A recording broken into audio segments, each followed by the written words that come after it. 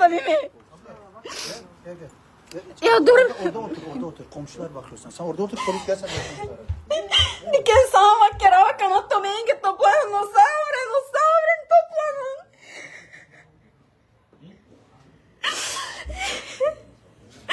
Akanayra diken.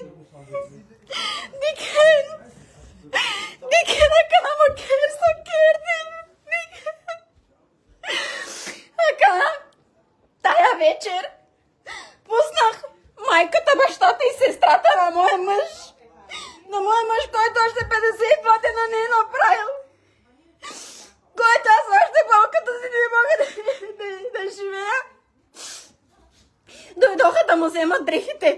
Вижте, сега ще ви покажа и дрехите. Всичко ще ви покажа. Ето дрехите. Ето. Скочиха тримата върху мене. Айнур скочи върху мене да ме бие, защото съм била дала на Денис маратонките. Значи, тези хора, ако обичат толкова Денис, човек ще облече и най-старата дреха. Не е ли така? Те търсят нови, търсят маркови.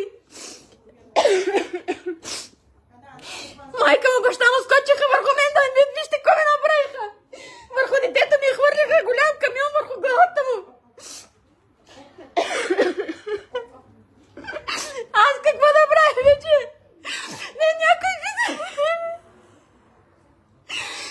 Някой отвори ми вратата да ме попита.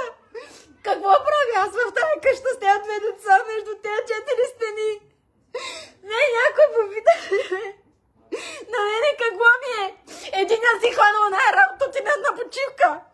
Другия си хванал една работа, тук 2 седмици ни отвори тая къща да си види племенниците. Така ли е? Така е. Мен като ме мразят, тук има 2 деца.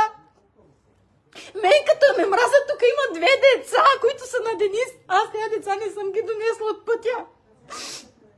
И изчакаха да почна от началото сега. Аз не съм била до Денис. Аз съм била знаела за неговата болест. Аз бях плътно до мъжа си до последно.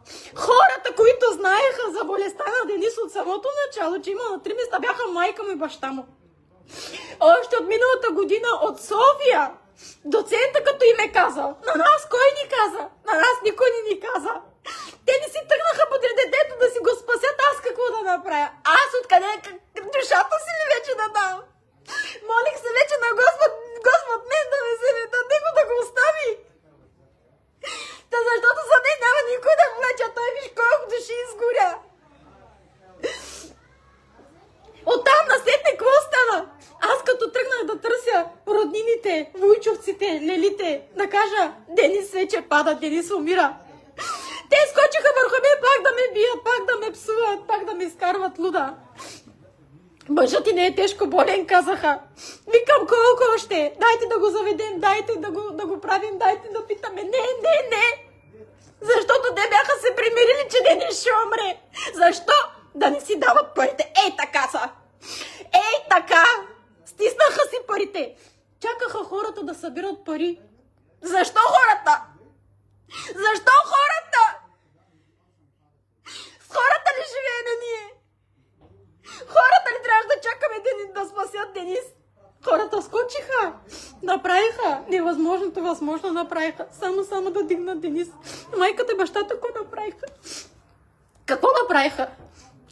Насила ги карахме тук да спят. Денис с болки там седи, майката, бащата, едвам ги караме тук да спят. Гонеха хората. Тук едвам ги карахме да спят. Едвам карахме майката и сестрата да влиза при брат си. Така, от 2 метра го хващат. Аз ли? Аз седях плътно до мъжа си, защото на мен душата ми още гори. Гори ми душата. Сама останах. Някой пита ли ме? Пита ли ме някой? От болницата, като казаха Денис ще умре, майката, бащата, пънове. Няма никаква реакция. Защо? Защото те знаеха. Те се бяха примирили, че техния си ще умре. Бяха се примирили. А знаете ли какво? Денис винаги казваше: Сузано, нещо ако стане, майка и баща ми имат пари. Те са зад мене, те са ми гръб. Я закларам своето менге.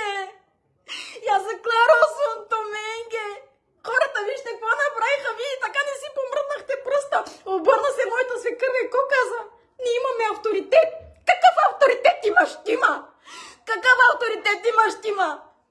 На друга тема ще отида. Ето, казвам. Този човек, който е изкарал тая приказка за мене, че аз съм направила нещо за Денис, с нещо да му почерни очите, ето Господ над мене. Един Денис, един Господ, Аллах Акбар, който ми взема на мен греха, само така ще кажа, всеки Божи ден ще го кълна. Всеки Божи ден. Сутрин, като стана вечер, като лягам, Аллахъм, бенима теши, бо един ден, оно не винаги гътюр. Дано да преживее моите дни. С 2 деца да остане, с 3 деца да остане. Който взема моя грях. Моя грях.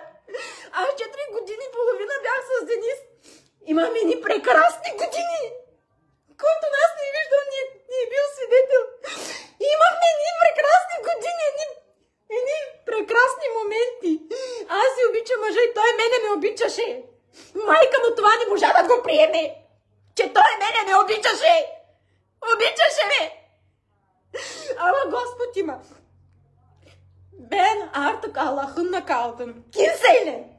Allah'ınla kaldım. И само ще се моля, този човек, който изкара тая приказка върху мене, Господ да му даде същите дни като моите. Същия огън. Същия. Друго какво да кажа? Дойдоха си от България, изпразниха целия гараж, разпродадоха ли, какво направиха? Ядоха. Цял живот ядоха Денис. Цял живот от на гърба на Денис. Денис стрес. Той жена не е за тебе, но жена не е за тебе, тъс не е за тебе, но и не е за тебе. Коя е за тебе? Коя беше за него? Виж какво семейство бяхме! Къща си вземахме, кола си вземахме, 2 деца, като изахме, всички така ни гледаха, нали? Семейство за пример. Защо тогава някой не отиде да каже, Денис, твоята жена така, кой е той, бе? Кой е той? Айде да дойде да го изкара, да кажат аз така. Айде, нека да изкарат да видим. Моята душа е чиста. Аз съм чиста. Разбрахте ли? И тая вечер дойдоха тук да вземат дрехи. И Айнур направи проблем за едни маратонки. Които ги била купила тя. 2 седмици тя е тука. 2 седмици не можа да отвори тая врата на брат си къщата. Мене ме остави, мене ме хвърли, аз съм чоп. Да дойде да каже, ата че ме казе, ме племенице. На брат ми децата да каже, дай ги. Не дойде. Идва за дрехи. Това ли е Леля? Това ли е сестра? Това не е сестра. А че бука розяре с Денизесто, че... Знаеш ли, Денис, колко пъти сядал на тая маса и я плакал и се е викал, аз кака нямам. Аз нямам кака. Нямам, никой нямам. Одевлески му кавал, съвремен си. Аз никога не съм правила такъв лайв. Никога не съм си изкарвал проблема. Джаном данкещи. Майка му казала, знаете ли какво е казал? Чак съм ми крушкът ме пашал. И твоя ред идва. Тук 1-2 години твоя ред ще дойде. Ти като станеш сама и аз така ще ти кажа. Чак ти крушка да пашо. Да пендасмаш. Бала нечало Денисе ме болсула. Толкова ли много мраза, бе? Толкова ли много ме мразиш ти, бе? Какво толкова направи, бе? Че бяхме с Денис семейство, за пример. За това ли? За това ли ме мразиш? За какво? Или толкова си ревнувала сина си от всяка една? Стига вече, бе! Вместо да сте тук с мене рамо до рамо, да си споделяме болката, общата болка. Вие ме нападате. Обвинявате мене. За какво? Аз ли го убих? Аз ли го бях? Не съм Господ. Аз дадох всичко от себе си. И мене ме боли, ама какво да направя? Ако нямам деца, там ще се обясня. Ще си дръпна въжето и край да се свърша с всичко. Вие ще ме побъркате вече. Не издържам вече. Това, което си преживявам тук, аз само си го знам.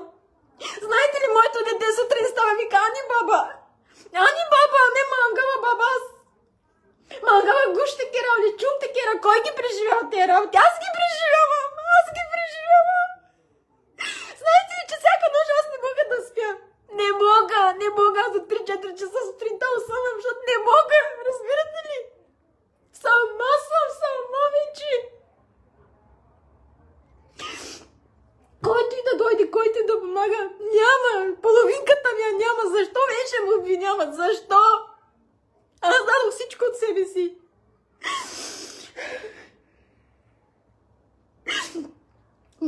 Сега чакам полиция. И нека някой, ако ме обвиня, да ме обвинява. Чакам полиция, ще направя жалба и не искам никой да припарва тук вече. Никой да не припарва вече. Защото на мен моето ми стига вече.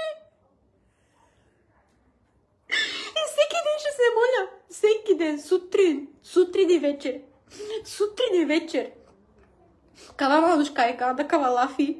Опремади, опреденизе. Вие не опетнявате мене. Вие опетнявате Денис. Мен не ме опетнявате. Аз какво съм? Аз съм нищо, а вие Денис опетнявате.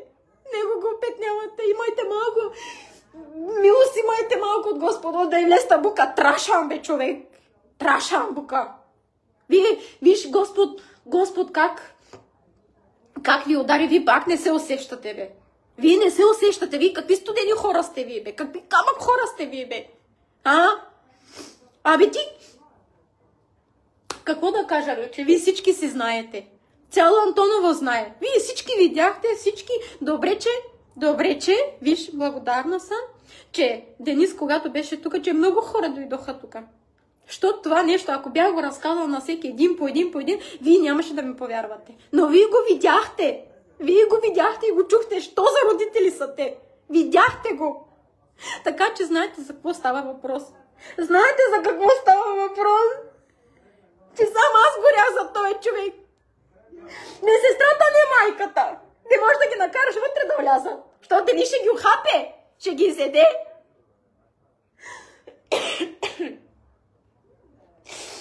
Ей се, исках тая болка тая вечер аз да я споделя с вас, защото аз до сега никога не съм споделяла такова нещо. Исках да споделя с вас, че тая вечер те дойдоха и за едното ти нищо ме направиха належ ме направиха. Но днес нататък аз вече по друг начин ще действам. По-миналата седмица дойдоха, тук удря по стените, ще продам къщата, ще те хвърля вънка. Не можеш да ме хвърлиш навънка. Не може. Аз по земята ще се влача, кръв ще плюя, какво ще правя? Тая къща няма да я вземеш. Тая къща сме я купили аз и Денис. Аз и Денис сме я купили тая къща. Ти нямаш 1 цент, нямаш тука. Денис, Анджа, Сенес тук пиша, подсигуряваше ти да имаш работа, да имаш пари да правите, да трупате сметките. Нали, така се извъртя моята свекърва и каза, за този самолет аз тия пари ги имам в България. Като имаш, за какво ги държиш? Къде ще ги носиш? В гроба? За какво? За какво всичкото? Нищо. Не е се. Каквото било. Сега полицията като дойде ще обясня всичко, ще кажа, повече тези хора аз не ги искам. И повече никакви деца. Никакви деца, защото вие не умеете. Вие нямате подход. Вие нямате подход да седнете да кажете, чакай бе. Виж, те вкъщи си спят сами, аз тук сама. Това нормално ли? Това не е нормално. Това не е нормално. Ако и друг ще каже, айде, че, давай, пинакана, айде, капало кера, айде, кере. Те нямат подход. Те кога са имали, да? Кога са имали? Те заради сина си, мен не са ме приемали, та сякът го няма, сега ли ще ме приемат? Няма да ме приемат. Никога няма да ме приемат. Да не ме приемат, да не ме искат, и аз не ги искам. Никога не съм ги искала аз. Те както и аз така. До сега заради Денис, айде и ги дойдем. От сега нататък вече не. Край вече. Вече не ги искам. Хората били приказвали за мен, аз никой не чух някой лошо да каже за мен. Защо някой не дойде на среща ми да каже, ти така. Хората само за тях говорят. Цяло Антоново гърми. Нека. Ще приключвам сега. Ще чакам полицията да дойде, да се обясня, да се направи една жалба и повече тук работа нямат. Исках просто да ви споделя нещото, което го знаете. Но така да го потвърдя. Да го потвърдя. Не, се извинявайте за отнетото време и благодаря, че ми обърнахте внимание. Ще затворям.